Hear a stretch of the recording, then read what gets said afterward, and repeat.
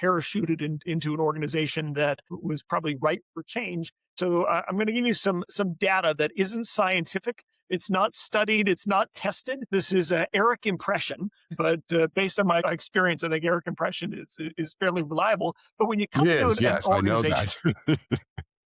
organization, that. what I have found is that there are the employees gather into three groups, a third, and a third, roughly have different views of things. So roughly a third of employees take one look at you and say, I've been here much longer than you have. I've seen change attempts come and go. I'm going to be here well after you leave. I'm not changing a thing. Yeah. So I'm just going to keep my head down. I'm just going to do what I've always done. I don't care what you say, do, or try. I'm not going to be part of it. And so usually about a third of the group kind of fits into that change, no thanks mentality. But the next third, the 1 degree to the right, where they're like, yeah, we could probably use some change. Wouldn't mind it. It's kind of hard. I'm really busy with my day job. So I'm just going to put my head down. I'm going to keep doing my day job. No objection if you want to change some things, but I'm not going to do a lot to help. And I'm just going to be over here doing what I've always done. Let me know if you need anything, is about a third of the staff. And then the other third sort of say, oh my gosh, where have you been? We've been waiting for someone like you to show up who can empower us. We have lots of ideas. We've been sharing ideas for years, and ideas that have never come to fruition. No one's given them the time of day. But let me tell you, I've got so many things I can do.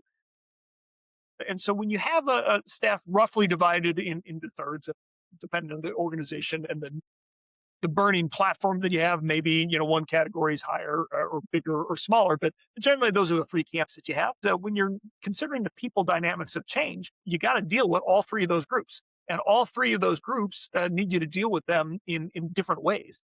So when I came into NAW, we were at the height of the pandemic. This is pre-vaccine, and it was October.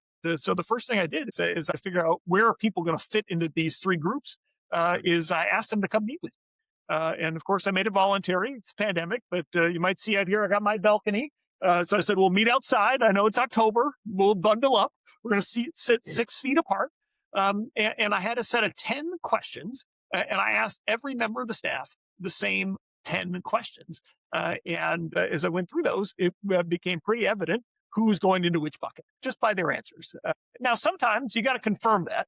First impressions could be wrong, and I found that to be the case in the past. But more often than not, first impressions tell you where they're headed.